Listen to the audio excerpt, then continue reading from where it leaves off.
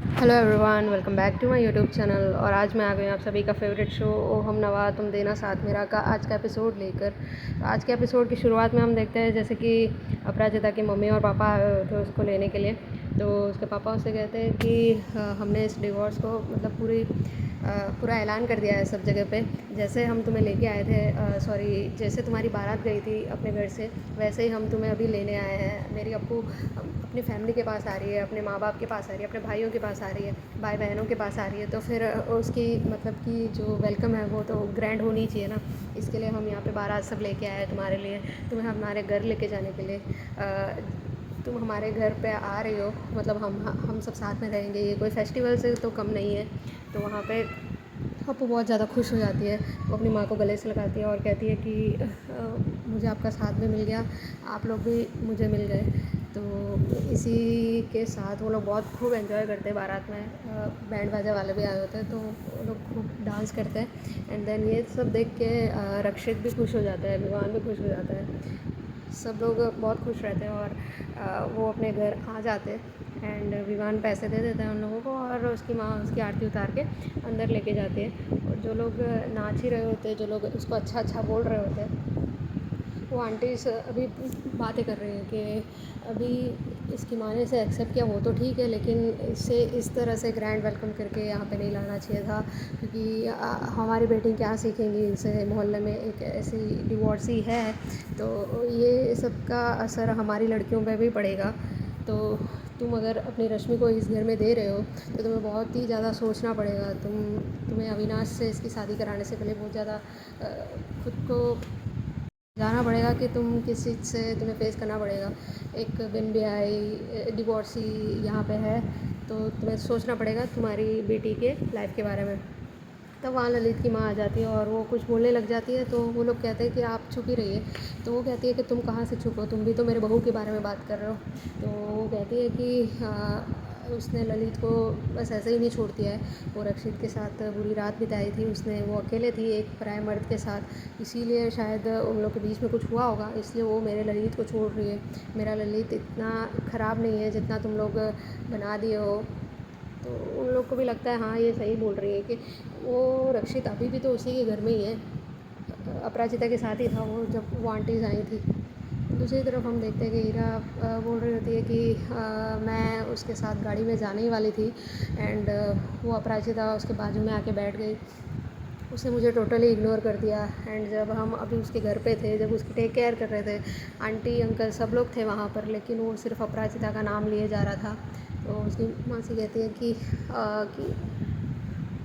अभी तो उसने गाड़ी में तुम्हारी जगह ली है, अब ऐसा ना हो आगे कि वो मंडप में जाकर तुम्हारी जगह ले ले। तो तुम कुछ करो उसका, और तुम अपना अपना हक किसी को ऐसे ही नहीं दे सकती हो। ये सब चीज़ें रक्षित की माँ भी वहाँ पे बाहर रूम में खड़े होकर सुन रही होती है। एंड दूसरी तरफ हम देखते हैं कि जो अपराजिता की माँ ने गणपति पापा की मूर्ति पानी के अंदर डाल के रखी थी, वो अपराजिता ने कपड़े से अच्छे से पोंछ कर उनकी मूर्ति उससे वापस स्थापित कर दी। एंड उसने आरती उतारी कि अब जो भी होगा सब सही से हो जाए। सब लोग वहाँ प्रे कर रहे थे। उसकी माँ को एहसास हुआ कि मतलब भगवान की शक्ति कितनी है, भगवान में कितना पावर है। एंड वो अपराजिता से कह रही थी कि अब तुम मत रो बेटा, जो भी तुमने रोना था वो 4 साल में तुम बहुत रो चुकी हो, अब से तुम कभी दुखी नहीं होगी। मैं तुम्हारी ये स्माइल हमेशा देखना चाहती हूँ, मैं तुम्हारे साथ हूँ। एंड मुझे बहुत ज़्यादा पछतावा है कि मैंने तुम्हें घर से बाहर निकाल दिया था। एक माँ एक बेटे मतलब अपनी औलाद की बहुत बड़ी स्ट्रेंथ होती है, लेकिन मैंने तुम्हें ये कहकर बाहर निकाल दिया कि अब तुम्हारी मेरी लाइफ में कोई जगह नहीं है, मैं तुम्हारे लिए इम्पोर्टेंट नहीं हूँ। मैंने बहुत ज़्यादा हर्ट किया है तुम्हें, मैंने बहुत ज़्यादा हर्ट किया है तुम्हें। एंड मैं माफ़ी भी मांग सकती हूँ या नहीं वो भी मुझे नहीं पता। बट अपराजिता कहती है माँ एक माँ ही है जो अपने बच्चों की एक सबसे बड़ी स्ट्रेंथ होती है। भले ही तुमने मेरा साथ नहीं दिया, लेकिन मैं तो तुम्हारे नक्शे कदम पे ही चल रही थी। मुझे पता ही था कि मेरी माँ कहीं ना कहीं मेरे लिए प्रे कर रही है, इसी वजह से मैं वापस आई हूँ। उस 4 साल से रिश्ते से भी वापस आई हूँ, और जो किडनैप हुआ था उससे भी मैं बच के बाहर निकली हूँ क्योंकि आप लोग का आशीर्वाद मेरे साथ था। मेरी माँ मेरे साथ थी, मेरी माँ ने मेरे लिए प्रे किया है। तो उसकी माँ को बहुत ज़्यादा कंसोल करती है ये सब चीज़ें बोलकर। तभी वहाँ पर रश्मि की माँ आती है एंड वो भी स्टार्टिंग में तो बहुत ज़्यादा खुश ही रहती है। वो कहती है कि मैं बहुत ज़्यादा खुश हूँ कि अपराजिता वापस आ गई है एंड वो कहती है कि हमें जल्द से जल्द रश्मि और अविनाश की शादी कर देनी चाहिए। तो उसकी माँ बोलती है कि हाँ आरू एक बार अपने ससुराल चली जाए शादी कर कर, उसके अगले ही दिन हम डेट फिक्स कर लेंगे रश्मि और अविनाश की शादी के लिए। तो उसकी माँ कहती है कि ओके, तो ठीक है हम वैसा ही करेंगे। अपराजिता की माँ कहती है कि हाँ सब कुछ सही से होगा और मैं अपराजिता के लिए एक रूम भी बनवा दूँगी, क्योंकि अपराजिता को भी तो रूम की ज़रूरत होगी, अपने स्पेस की ज़रूरत होगी। तो रश्मि की माँ कहती है कि अपराजिता यहाँ पर रहेगी। तो वो बोलती है कि हाँ वो तो यहीं पर रहेगी हमारे साथ।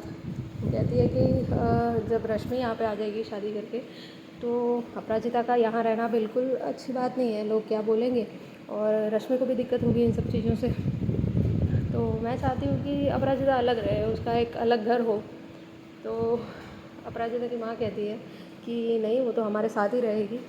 बट तो फिर वो कहती है कि मैं नहीं चाहती अपनी बेटी को ऐसे किसी घर पे देना जहाँ पर एक लड़की ऑलरेडी डिवोर्स्ड है एंड सोचो आरू के ससुराल वाले क्या सोचेंगे। वो भी तो यही सोचेंगे ना कि उस घर में एक डिवोर्सी रहती है, तो फिर आपको अपराजिता को अलग से ही रखना पड़ेगा। तो अपराजिता की माँ कहती है कि अभी ठीक है हम ये सब चीज़ें बाद में बैठ के बात करते हैं। बट रश्मि की माँ बोलती है कि नहीं, मैंने फ़ैसला ले लिया है कि अगर अपराजिता यहाँ रहेगी तो मैं रश्मि की शादी अविनाश से नहीं करूँगी इस घर में। तो सब लोग शॉक हो जाते हैं कि क्या बोल रही है। तो बोलती है कि अगर शादी होगी तो अविनाश और रश्मि अलग रहेंगे, अलग से घर में रहेंगे। अविनाश कहता है नहीं आंटी जी, मैं अपने परिवार को छोड़कर, अपनी बहनों को छोड़कर मैं कहीं नहीं जाऊंगा, मैं इनके पास ही रहूँगा। जैसे आप अपनी बेटी से प्यार करते हैं वैसे मैं भी अपनी फैमिली से प्यार करता हूँ और मैं ये घर छोड़कर नहीं जाऊँगा। वो कहती है तो फिर ठीक है, तुमने अगर फ़ैसला ले ही लिया है तो मैं भी बता देती हूँ कि मैं रश्मि की शादी तुमसे नहीं करने वाली हूँ। तो रश्मि कहती है, अपराजिता उसकी माँ को समझा रही होती है कि आंटी आप ऐसे सब मत बोलिए कि इन लोगों की लाइफ है, इन लोग बचपन से एक दूसरे को प्यार करते हैं, एक दूसरे को जानते हैं, तो आप ऐसा डिसीजन इतनी जल्दबाजी में मत लीजिए। रश्मि अपराजिता को समझाती है, माँ है तो गुस्से में बोल रही है। तो उसकी माँ बोलती है गुस्से में नहीं बोल रही हूँ, ये मेरा फाइनल डिसीजन है। तो उसकी माँ को समझाती है कि अपराजिता मेरी बचपन से दोस्त है, अविनाश को मैं जितना पहले से जानती थी उससे पहले अपराजिता मेरी दोस्त है। अगर उसकी दोस्ती को तोड़कर मैं इस घर में बहू बनकर आना चाहती हूँ तो मुझे ये फ़ैसला मंजूर ही नहीं है। मैं उसकी दोस्ती तोड़ना ही नहीं चाहती, मैं उसका साथ छोड़ना ही नहीं चाहती। उसकी माँ कहती है कि बस अपने दोस्त के लिए तुम अपनी लाइफ को कुर्बान कर रहे हो। वो कहती है अगर हाँ माँ आप जैसा बोलती हो वो मेरे सर आँखों पर है, मैं इस घर में शादी नहीं करूँगी, लेकिन मैं अभी शादी नहीं करूँगी तो मैं कभी भी शादी नहीं करूँगी। तो उसकी माँ बोलती है ऐसा तो क्या हो गया है, क्या दोस्ती है तुम्हारी कि तुम इसके लिए अपनी लाइफ को कुर्बान कर रहे हो। एंड देन अपराजिता भी उसे समझाती है कि तुम ये डिसीजन मत लो, तुम ये सब मत करो। अविनाश कहता है कि आंटी आप ये नहीं कर सकते हो। तो वो कहती है अगर तुम इसका डिसीजन ले सकते हो, इसकी लाइफ का फ़ैसला ले सकते हो, मैं इसकी माँ हूँ तो मैं तो इसके लाइफ में जो हो रहा है वो तो मैं कर ही सकती हूँ। अब इन लोग के लाइफ में क्या ट्विस्ट आता है देखने के लिए बने रहिएगा। वीडियो पसंद आए तो लाइक कर दीजिए।